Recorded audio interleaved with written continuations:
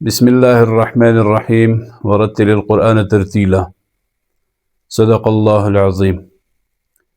قابل قدر سامعین، اس سے قبل دو اسباق ہم مبادیات میں پڑھ چکے ہیں، تجوید کے مبادیات میں، اور میں نے یہ بات آپ کی خدمت میں رکھ دی تھی کہ مبادیات کا مطلب ہے ابتدائی چیزیں جن کا جاننا علم تجوید کے آغاز سے پہلے ضروری ہے۔ بعد میں انشاءاللہ تعالی جب آپ تجوید کے اسباق پڑھیں گے تو ان چیزوں کی آپ کو ضرورت ہوگی، ان میں کچھ اصطلاحات ہیں، کچھ وغیرہ وغیرہ۔ آج ہمارا تیسرا سبق ہے مبادیات میں، اور اس کے بعد انشاءاللہ باقاعدہ تجوید کا علم شروع ہو جائے گا۔ مجھے اللہ سے پوری امید ہے کہ یہ اسباق آپ کے لیے دلچسپ ہوں گے اور آپ پوری توجہ سے یہ چیزیں سن رہے ہوں گے اور اپنے پاس لکھ رہے ہوں گے اور جاننے کی کوشش کر رہے ہوں گے۔ سبق کی طرف آتے ہیں میرے بھائیوں۔ دو موضوعات ہیں ہمارے آج کے مبادیات میں سے۔ ایک پہلا موضوع علم تجوید کی تعریف، اس کا موضوع اور اس کا غرض۔ کوئی بھی علم آپ شروع کرتے ہیں تو اس سے پہلے اس کی تعریف، اس کا موضوع اور اس کا غرض جاننا ضروری ہوتا ہے۔ تعریف اس لیے کہ آپ کو پتہ تو چلے کہ یہ جو علم آپ حاصل کر رہے ہیں یہ دراصل ہے کیا، اور موضوع اس لیے کہ آپ کو پتہ چلے کہ اس علم کے اندر کس چیز پہ بات ہو رہی ہے۔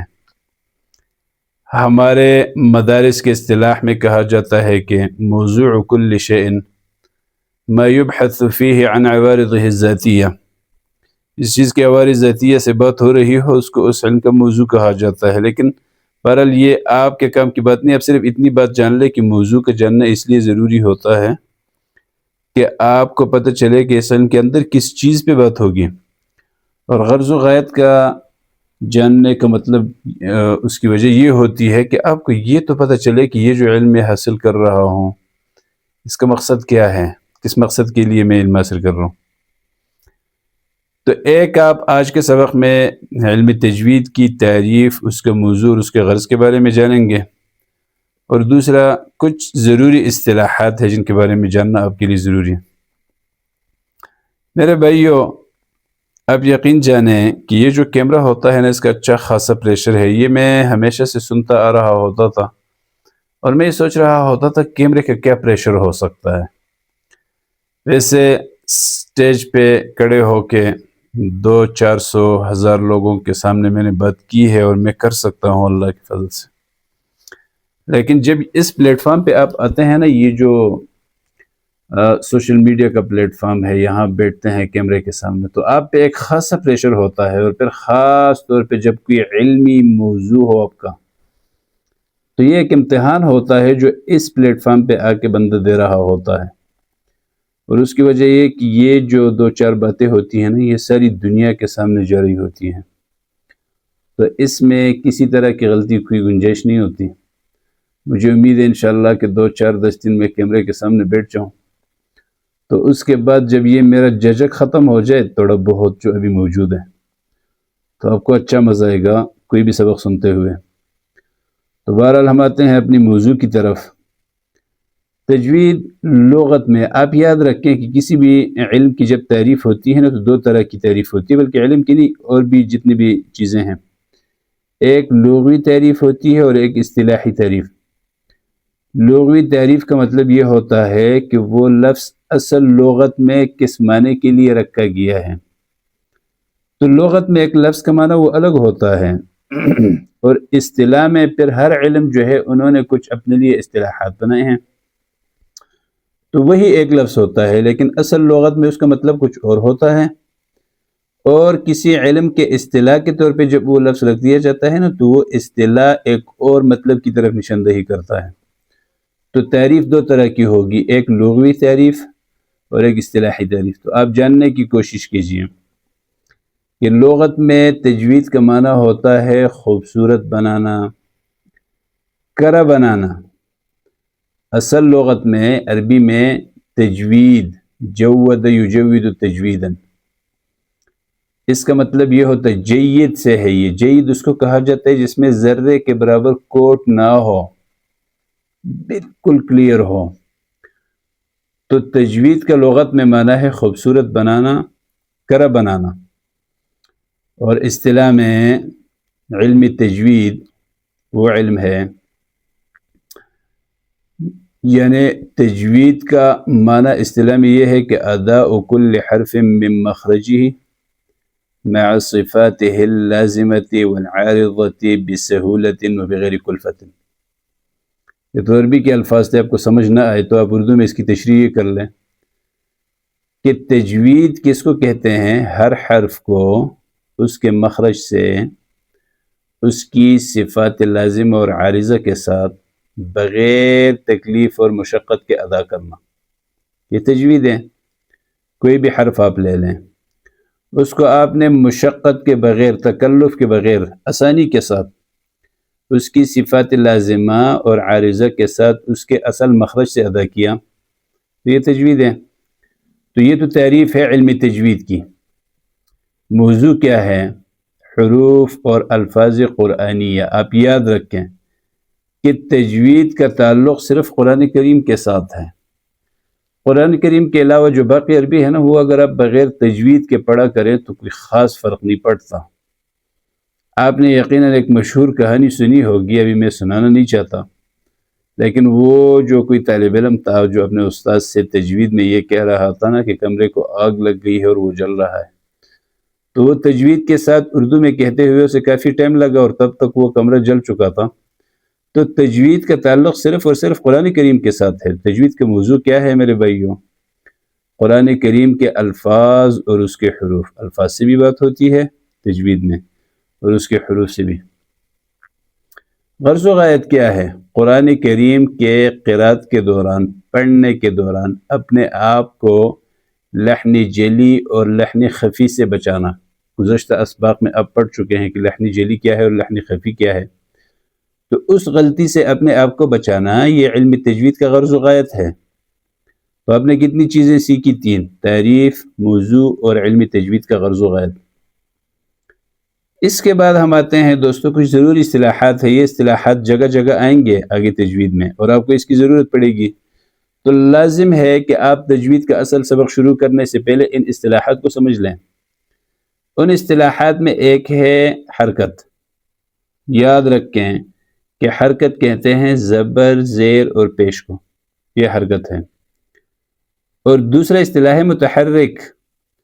تو جس حرف کے اوپر یہ حرکت آ جائے اس حرف کو متحرک حرف کہا جاتا ہے۔ جیسے با ہے، مثال کے طور پہ لے لیں، با پہ زبر آیا تو اس کو کہا جاتا ہے با متحرک۔ زیر آیا یا پیش آیا، کچھ بھی آیا، اس کو کہتے ہیں با متحرک، یعنی وہ با جس کے اوپر حرکت آ چکا ہے۔ تو حرکت، متحرک، ان دونوں کو آپ نے سمجھ لیا۔ تیسرے نمبر پہ ہے ساکن یا سکون۔ ساکن وہ حرف ہے جس کے اوپر کوئی زبر، کوئی زیر، کوئی پیش نہ ہو۔ یہ جو ساکن حرف ہے نا، اس ساکن کے اوپر جو سکون ہے وہ اس کو جزم بھی کہا جاتا ہے۔ یہ جو جزم ہے یہ علامت ہوتی ہے کسی حرف کے ساکن ہونے کی، یہ اشارہ کرتا ہے کہ اس حرف کے اوپر کوئی زبر یا زیر یا پیش نہیں ہے۔ اور جزم کا مقصد کیا ہے دوستو؟ اس حرف کو پچھلے والے حرف کے ساتھ جوڑ لینا، یہ جزم کا مقصد ہوتا ہے۔ تو بہرحال آپ نے کیا سیکھا؟ حرکت، متحرک، ساکن یا سکون، اور آپ نے یہ بھی سمجھ لیا کہ اس ساکن کی جو علامت ہے، سکون کی جو علامت ہے، اس کو کیا کہتے ہیں؟ جزم۔ یہ ضرور اصطلاحات ہے، سمجھ لیجیے۔ اس کے بعد ہے شد۔ یہ 2 دانتوں والا جو شد ہوتا ہے، شد اصل میں کہتے ہیں باندھنے کو۔ تو آپ سمجھ جائیں گے آگے تجوید میں انشاءاللہ کہ کسی بھی حرف پہ اگر شد آ جائے نا تو وہ حرف ادا ہوتا ہے 2 بار۔ پہلی مرتبہ ساکن ادا ہوتا ہے، اس کے بعد پھر ادا ہوتا ہے اس حرکت کے ساتھ جو اس کے اوپر موجود ہو۔ مثال کے طور پہ آپ کہہ دیں کہ الف ہے، اس کے بعد با ہے، با کے اوپر شد ہے اور شد کے اوپر زبر ہے۔ یہ آپ لکھ لیں اپنے پاس، الف، اس کے بعد با، با کے اوپر شد، شد کے اوپر زبر۔ تو اس کو آپ نے کیسے پڑھنا ہے؟ اب با، اب با۔ تو با آپ نے 2 مرتبہ ادا کیا، ایک مرتبہ ساکن، اگر آپ اپنے الفاظ میں لکھ لیں گے نا تو ایک با آپ ساکن لکھیں، اس کے اوپر جزم ڈالیں جس جزم کی ابھی ہم نے بات کی ہے، دوسرے با کے اوپر زبر ڈال دیں، تو اس لکھے ہوئے لفظ سے جو تلفظ آپ کو حاصل ہوا وہ شد کا تلفظ ہے، اصل تلفظ۔ تو شد کا کام یہ ہے کہ یہ ایک اسی حرف کو، یعنی دو مرتبہ دراصل وہ حرف ادا ہو رہا ہے، وہ ایک حرف کو دوسرے حرف کے ساتھ باندھ رہا ہے، اور یہ شد سختی کے ساتھ ادا ہوتا ہے۔